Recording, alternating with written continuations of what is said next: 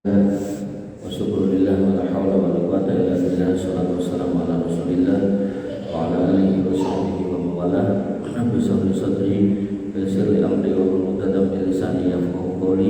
Allahumma zidna ilman nafi'an wa rizqan thayyiban wa amalan mutaqabbalan wa maqbulan.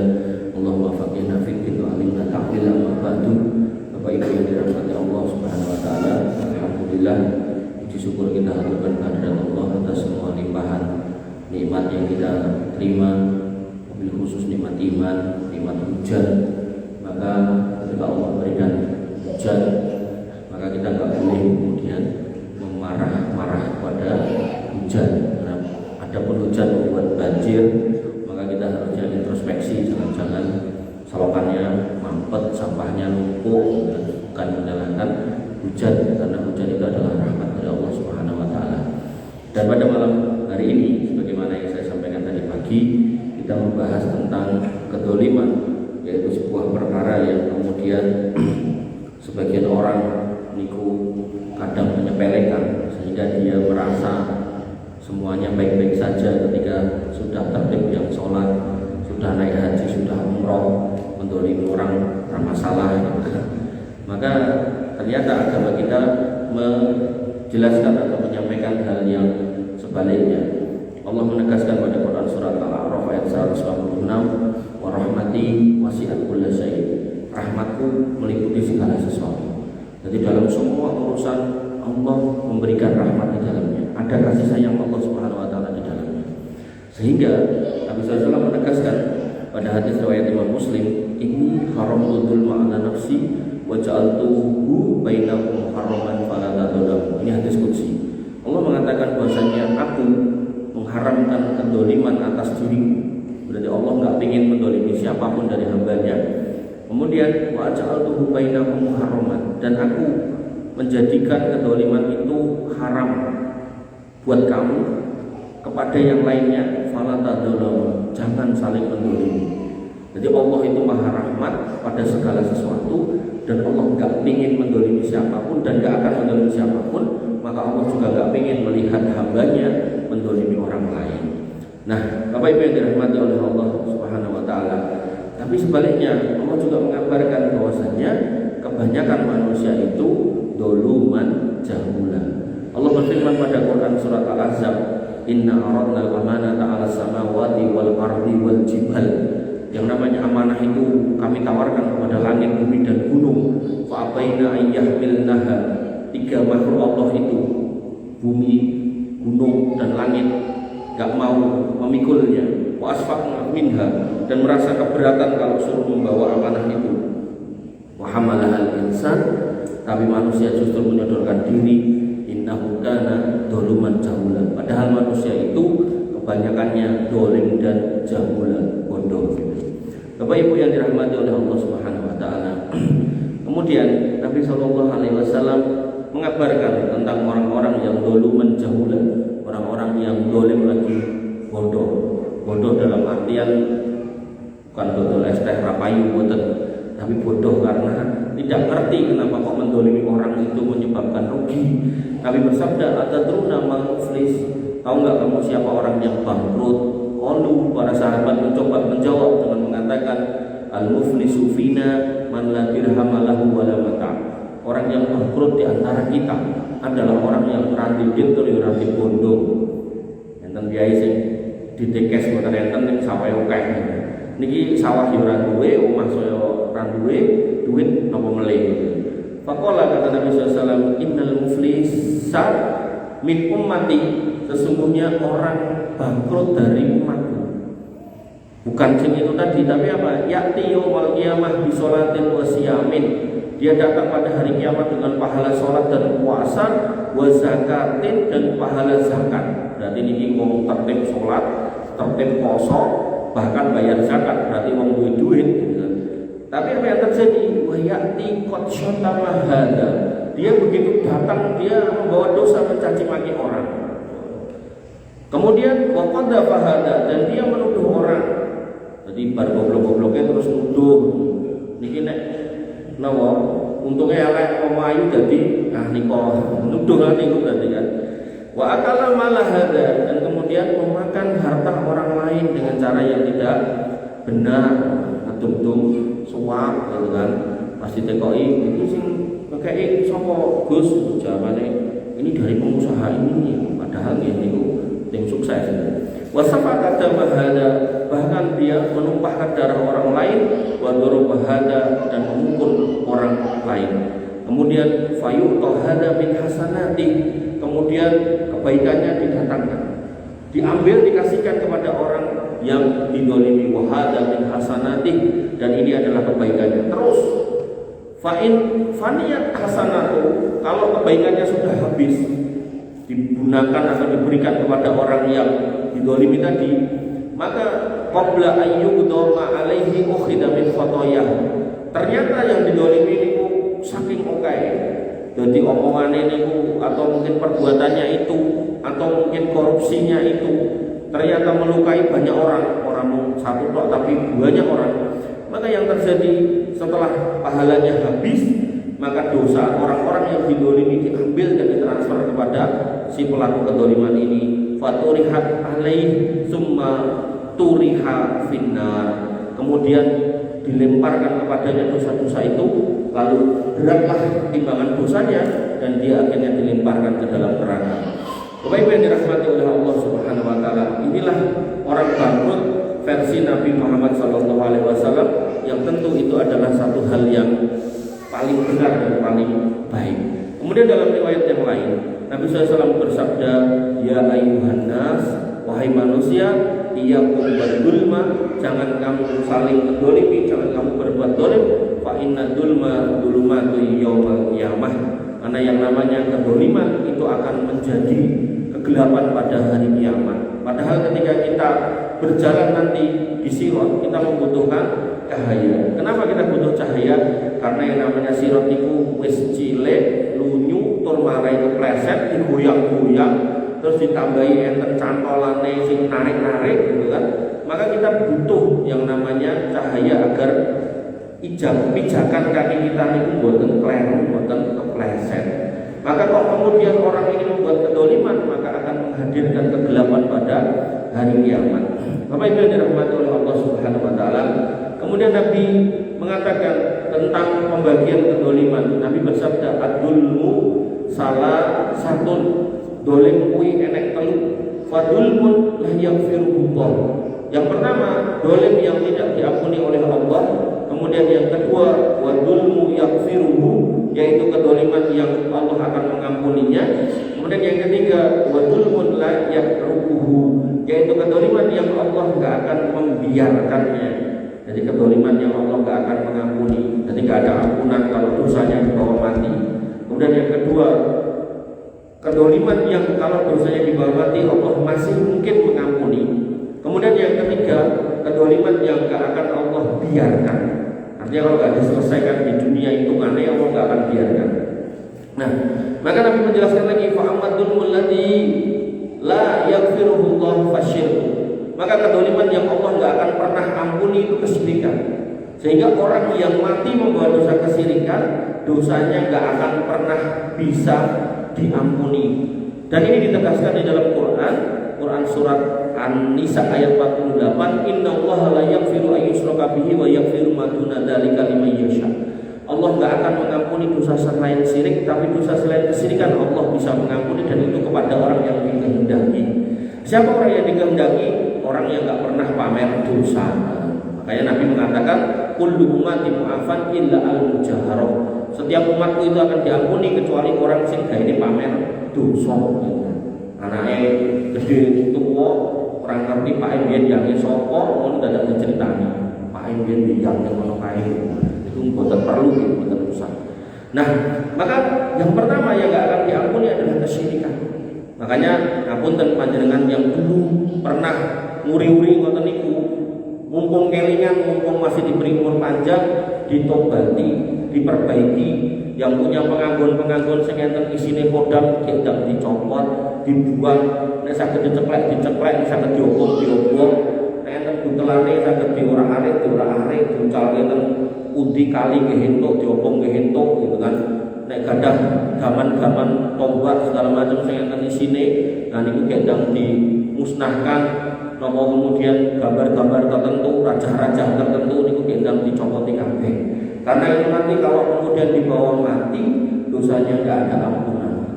Nah, kemudian yang kedua, Nabi SAW menegaskan hal itu dengan sabdanya inna syirka la dzulmun adzim. Kemudian yang kedua, wa amma dzulmul ladzi yaghfiruhu fadulmul abdi nafsahu fima bainahu wa baina rabbih. Maka kedoliman yang kedua yang Allah sangat mudah bisa mengampuni dan insya Allah banyak ampunan untuk itu adalah kedoliman seorang hamba pada dirinya. Jadi dia mungkin di dalam kamar bermaksiat, mungkin di dalam kamar dia berbuat dosa, mungkin dulu waktu nom-noman pernah mabuk, dia nggak pernah menyakiti orang lain, tapi dia bermaksiat atas dirinya karena pergaulan yang salah dan seterusnya, maka itu Allah sangat mudah untuk mengampuni. Wa amma dzulmul ladzi la yatrukuhu, yang ketiga, maka kedoliman yang Allah enggak akan membiarkannya, yaitu fadulmul ibad ba'dihim ba'du, yaitu kedoliman seorang hamba kepada yang lainnya. Jadi kedoliman si A kepada si B, si A kepada si C dan seterusnya. Nah, dari tiga jenis ini, maka Nabi SAW pada yang terakhir tadi Nabi mengatakan dalam sebuah sabdanya, man kana lahu madlamatun li ahlihi min irdihi aw syai'in falyatahallalhu minhul yawm. Siapa yang kemudian pernah mendolimi saudaranya pada waktu itu dari kehormatannya atau yang lainnya, falyatahallalhu minhul yawm, maka hari ini mumpung dikasih hidup, mintalah halalnya. Nek niku hitungan ya dak disawur. Nek ra sanggup nyaur mang sanjang tulung diputihke. Nek ra gelem putihke minta tunda. Nek ra gelem minta tunda, orangnya enggak mau ngasih tunda, minta nyicil. Wis piye carane pokoke dirampungi. Jangan sampai niku mengke menjadi sebab kita terganjal untuk masuk surga. Allah yakuna dinarun wala dirhamun in kana lahu amalun shalih ukhida minhu bi qadri madlamatihi wa illam takun lahu hasanatun ukhida min sayyiati sahibihi fa humila alaihi. Maka kalau sampai itu kebawa nanti di akhirat, kata Nabi SAW, di sana sudah enggak berlaku mata uang dinar atau dirham, rupiah atau dolar, rial yang enggak berlaku. Maka yang terjadi, kata Nabi, amal solehnya akan diambil sesuai dengan kadar kedolimannya, terus diberikan kepada orang yang terdolimi itu. Kalau sampai entek, maka kemudian dosanya dipindahkan kepada pelaku kedoliman tersebut. Bapak yang dirahmati oleh Allah Subhanahu wa Ta'ala, maka terkait dengan kedoliman yang pertama, yaitu syirik, Nabi SAW pernah bersabda ketika turun ayat alladzina amanu wa lam yalbisu imanahum bidzulmin, yaitu orang-orang yang beriman dan tidak mencampur adukan keimanannya dengan kedoliman. Ulaika lahumul amnu wa hum muhtadun, itulah orang-orang yang mendapat jaminan keamanan dan mereka adalah orang yang mendapat petunjuk. Maka ketika ayat itu turun, saqwa dzalika ala ashabi Rasulillah sallallahu alaihi wasallam, para sahabat Nabi niku risau, merasa berat. Sopo sing iso selamat dari kedoliman? Kita semua pernah melakukan kedoliman. Kok ayatnya bunyinya kamu akan mendapatkan keamanan dan petunjuk kalau kamu selamat dari kedoliman. Tuh, siapa yang bisa? Hampir-hampir manusia itu melakukan kedoliman semuanya. Maka faqalu, mereka berkata kepada Nabi SAW, ayyuna yadlimu nafsahu, ya Rasul, siapa di antara kami yang tidak pernah mendolimi dirinya? Napa enten kiai kok enggak berbuat dosa niku napa enten? Faqala Rasulullah SAW, maka Nabi SAW bersabda, laisa huwa kama tadunnun. Yang dimaksud kedoliman dalam ayat itu, khusus ayat itu bukan seperti yang kau pikirkan. Bukan kedoliman pada diri kalian, bukan. Tapi yang terjadi, dia mengatakan innama huwa kama qala Luqman li'ibnihi. Maka kedoliman yang dimaksud ayat itu adalah sebagaimana yang disampaikan Luqman kepada anaknya.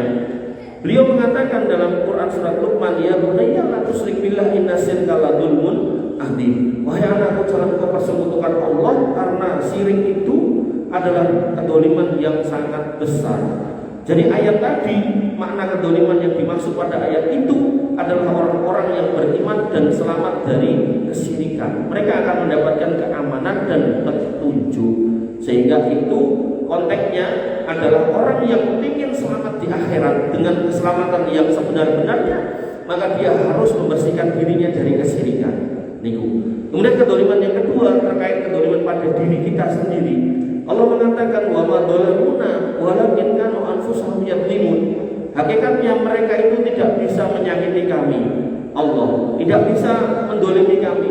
Tapi apa yang mereka perbuat itu hakikatnya ya kembali kepada mereka sendiri. Mereka sendiri mendolimi dirinya mereka sendiri. Makanya tadi saya bilang terkait dengan hujan. Sebanyak-banyaknya hujan Allah turunkan, maka sebenarnya itu sesuai dengan kebutuhan makhluk hidup yang ada di muka bumi. Kok marahin banjir, maka sajarnya ya, kita yang harus introspeksi bagaimana selokannya, bagaimana gunung-gunungnya, apakah pohon-pohonnya dibabak, apakah terus dari villa-villa semuanya. Maka Allah menegaskan, kami tidak mendolimi kalian. Kalian sendiri yang mendolimi diri kalian sendiri. Ini konteksnya alam. Nah, kemudian dalam konteks perbuatan secara pribadi, apakah maksiat tadi, mabuk, judi segala macam yang tidak menyakiti orang ya. Tapi yang terumbar mabuk materi wong ya enten. Tapi ini konteksnya menjemtok bariku pun judi tok bariku pun. Walaupun kayak terumbar judi kalah gelut maju paten-patenan ya enten. Tapi konteks kedoliman pada diri sendiri itu yang enggak kemana-mana dan cuma kepada dirinya sendiri. Maka Nabi SAW mengabarkan dalam sebuah hadis, beliau SAW bersabda, qala Rasulullah SAW, inna allaha sayukhallisu rajulan min ummati. Sungguhnya Allah akan menyelamatkan seorang laki-laki dari umatku. Ini berarti enggak banyak. Artinya enggak semua. Di sini dikatakan rajulan, satu ini ya dalam kasus yang terlihat di satu. Tapi bisa jadi yang lain ada, tapi bukan berarti hadis ini ngentengke dosa boten ya. Jadi hadis ini kabar gembira, ini bukan berarti ngentengke dosa sekali lagi. Makanya di sini dikatakan rajulan. Inna allaha sayukhallisu rajulan min ummati. Allah akan menyelamatkan seorang laki-laki dari umatku ala ru'usil khalaik, yang mana dia akan dilihat waktu diselamatkan itu, dilihat oleh semua makhluk yang ada pada waktu itu, yaumal qiyamah, pada hari kiamat. Fayan suru alaihi tis'atan wastis aina sijilan. Maka Allah akan membukakan 99 gulungan yang kados titah raja, 99 yang isinya adalah catatan amalnya, ning amal elek ini. Kullu sijilin muddul basori. Setiap gulungan itu nek digelar ning dawane sejauh mata memandang. Jadi lempar napa gunung buka itu biasa gitu. Orang tentek ning buka gitu. Cuma yaqulu lahu, kemudian Allah berfirman kepada orang itu, antum kiruna sayan min hada. Catatan iki sak mene kae 99 iki dawane sakmono. Terus cacahe 99. Enek sing kok ingkari, enek sing menurut kliru nyatet iki. Kemudian adola maka kata bati al-hafidun, apakah di catatan ini, dan pertanyaannya dua, ada enggak yang kamu ingkari dari tulisan ini? Kemudian yang kedua, apakah malaikatmu sing nyatet iki enek sing mendolimi kowe?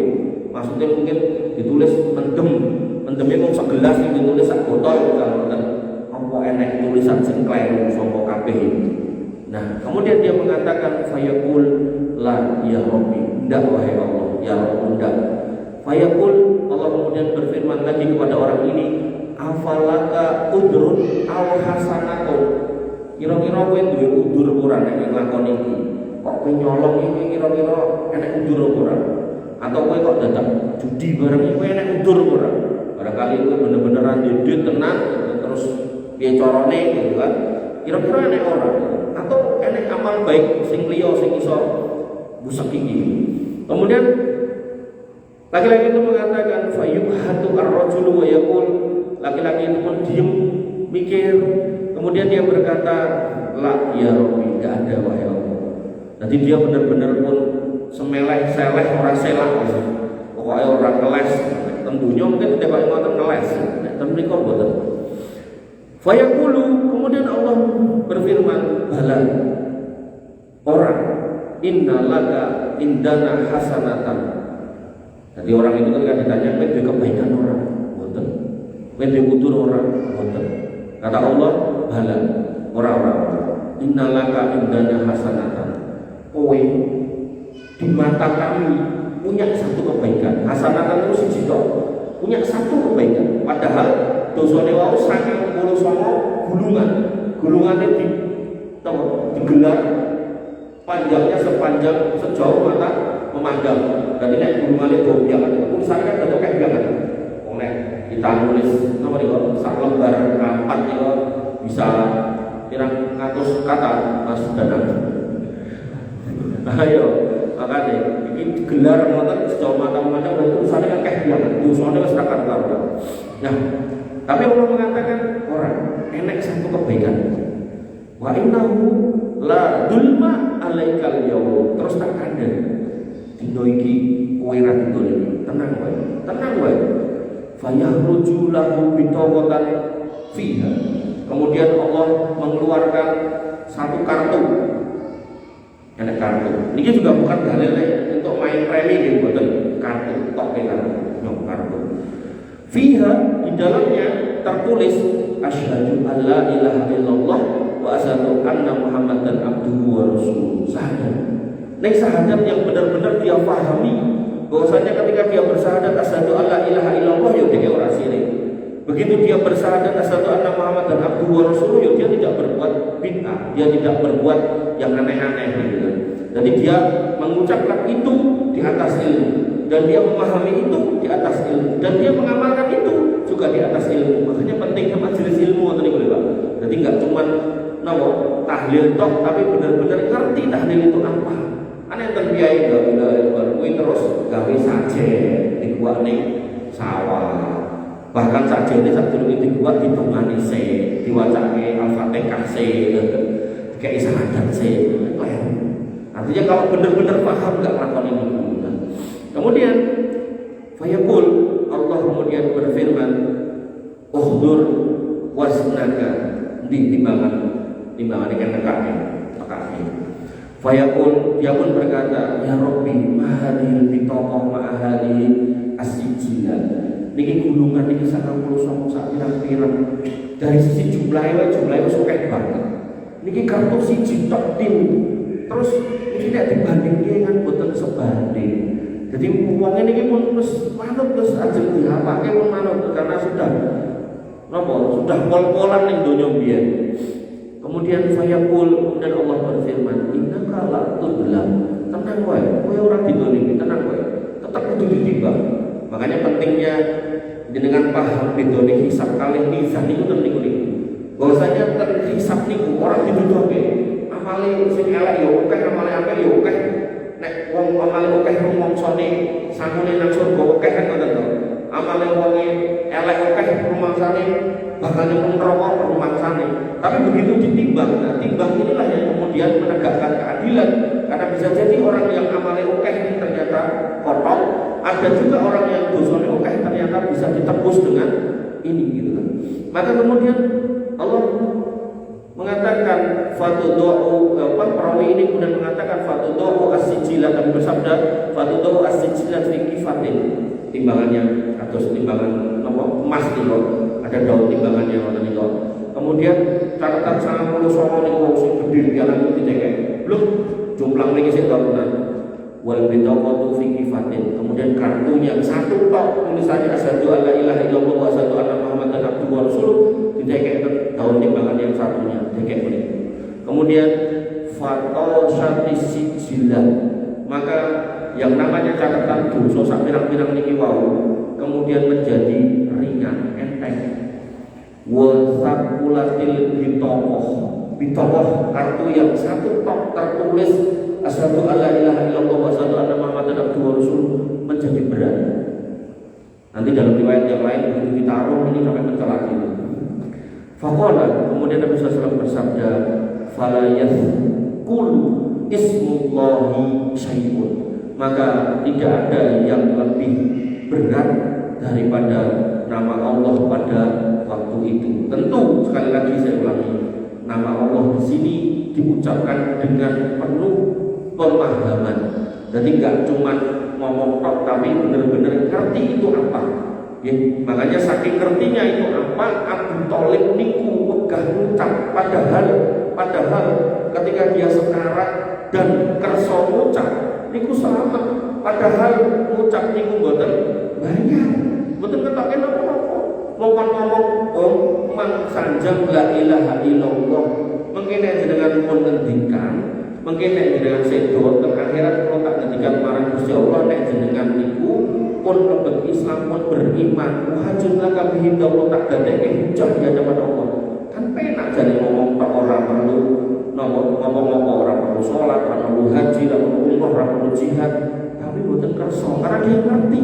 Begitu mengucapkan itu berarti mengingkari Tuhannya yang 360 itu loh. Nah, maka Abu Thalib enggak mau dan tetap nyemplung neraka. Maka dalam konteks ini orang ini walaupun bermaksiat dia ngerti kalau dia enggak boleh berbuat kesyirikan. Walaupun judi kalah ya dia orang yang tetap dukun, walaupun dem-deman dia ya tetap sholat, tetap menjaga tauhid. Ya enten piye ngoten niku. Ning nggih kelompok nggih umume nek judi kalah ya terus boleh pesugihan. Bapak Ibu yang dirahmati oleh Allah Subhanahu wa taala. Kemudian yang ketiga yaitu kezaliman pada manusia. Maka tadi di depan sudah saya sampaikan bahwasanya kezaliman kepada manusia itu harus segera diselesaikan, harus segera dimintakan kehalalannya. Dan kalau mengumumkan detailnya, niku enten banyak. Yang paling utama yaitu kezaliman kepada orang tua, di mana Allah mengatakan wasainal insana biwalidayhi ihsana. Maka setelah Allah perintahkan untuk mengabdi kepada Allah, wa'budullah wa la tusyriku bihi syai'a wa bil walidayni ihsana, maka manusia yang kedua urutannya diminta untuk berbakti kepada orang tuanya. Maka ketika manusia ini kok kemudian sudah benar akidah tapi kok dolim sama orang tuanya, ya itu nanti juga akan menjadi masalah di akhirat. Kemudian kedoliman berikutnya Allah mengatakan pada surat Al-Baqarah, wa la ta'kulu amwalakum bainakum bil batil. Jangan kamu makan harta di antara kamu dengan cara batil. Jadi kalau caranya nggak benar berarti niku dolim. Kemudian kedoliman dalam kepemimpinan, artinya kalau kita memimpin, kita sebagai kepala keluarga memimpin keluarga kita sebagai RT memimpin warga kita sebagai lurah kita memimpin warga kita, maka Allah memerintahkan innallaha ya'muru bil adli wal ihsan. Allah memerintahkan untuk memimpin dengan keadilan dan dengan penuh kebaikan. Artinya kalau kita nggak adil ya kemudian itu dolim. Kemudian kedoliman terhadap pemimpin, kemarin minggu lalu kita sampaikan, yaitu seorang warga harus taat kepada pemimpinnya selama itu bukan di atas kemaksiatan, tapi mengatakan man ata'ani faqad ata Allah, siapa yang nurut kepadaku maka dia manut kepada Allah, wa man asani faqad asallah, siapa yang durhaka kepadaku maka dia durhaka kepada Allah, wa may yuti'il amir faqad ata'ani, siapa yang nurut kepada penguasa maka hakikatnya dia telah nurut kepadaku, wa may ya'sil amir, dan siapa yang mendurhakai penguasa faqad asani, maka dia telah mendurhakai aku. Kemudian ada juga kedoliman pada lingkungan yang tadi saya singgung, buang sampah sembarangan, babati hutan tanpa aturan. Nah, Allah Subhanahu wa taala berfirman, "Wala tufsidu fil ardi ba'da islahiha." Jangan kamu rusak bumi setelah diperbaiki. Kemudian kedoliman di dalam pengadilan, ada persaksian palsu. Allah mengatakan wa aqimu syahadata lillah, dan tegakkanlah kesaksian itu karena Allah. Jadi enggak boleh bersaksi palsu. Kemudian kedoliman terhadap harta anak yatim. Jadi kalau misalnya kita punya saudara kita meninggal ponakan, maka si ponakan itu kalau ninggal warisan omnya boleh ngurusi, tapi hartanya ya nggak boleh diintek sama omnya, harus kemudian dihabiskan untuk merawat anak ini. Orang-orang yang kemudian mengambil harta anak yatim dengan cara yang tidak benar, termasuk mereka yang mengurusi yayasan-yayasan anak yatim, Allah mengatakan innalladzina ya'kuluna amwalal yatama dzulman innama ya'kuluna fi butunihim nar. Sungguhnya orang-orang yang makan harta anak yatim secara dolim, langsung disebut dolim, mereka itu sesungguhnya memasukkan api ke dalam perutnya dan seterusnya. Termasuk kedoliman dalam berdagang, Allah mengatakan wailul lil mutaffifin, celakalah orang-orang yang berbuat curang. Jadi kedoliman itu maneka warna sesuai tingkatannya. Kedoliman yang paling parah yaitu kesyirikan. Di sini Allah nggak akan mengampuni kalau dosanya di bawah mati nggak ditobati. Kemudian yang kedua, kedoliman yang Allah bisa mengampuni dengan mudah yaitu kedoliman pada diri sendiri yang nggak menyangkut dengan orang lain. Maka kemudian kedoliman yang ketiga ini yang kemudian menyebabkan orang menjadi bangkrut, yaitu kedoliman pada orang lain. Nah, mumpung kita masih diberi hidup, mumpung kita masih diberi nafas, maka ketika kita menghayati tentang firman Allah Subhanahu wa taala, "Wal taqul nafsum ma qaddamat lighad," maka persiapkan bekal untuk hari besok. Itu enggak semata-mata kita diminta untuk nambah amal soleh saja, tapi termasuk di dalamnya adalah kita harus segera minta halal atas apa yang tidak halal. Kita harus segera minta maaf atas apa yang dirasakan orang sebagai bentuk kedzaliman. Kalau niku bentuknya harta benda, maka segera kita kembalikan kalau memang bukan haknya. Ngapunten, misal dulu warisan yang bukan haknya kita ambil, kita balikkan kepada yang punya. Kalau misal ngapunten lagi kemarin coblosan atau nomor serangan pajak tidak ditokkan daripada nanti ditanya di akhirat. Bapak Ibu yang dirahmati oleh Allah Subhanahu wa taala, ada yang mau nanya? Boten Pak Guru. Wabillahi taufiq semanten dengan saged kula aturaken, intinya ini soal kedzaliman, mari kita introspeksi masing-masing. Kalau didetailkan banyak, panjenengan lebih ngerti tentang diri jenengan dan lebih ngerti tentang cerita panjenengan pada zaman itu sampai hari ini, maka mumpung masih diberi hidup, monggo kita introspeksi, kita perbaiki, kita luruskan dan kita leraskan semua jalan ini agar kemudian tidak menjadi sangkutan ganjelan ketika panjenengan nanti akhirnya dipanggil oleh Allah Subhanahu wa taala. Kurang lebihnya saya mohon maaf. Alhamdulillah subhanallahi wa bihamdihi, asyhadu an la ilaha illa anta, astaghfiruka wa atubu ilaik. Assalamualaikum warahmatullahi wabarakatuh.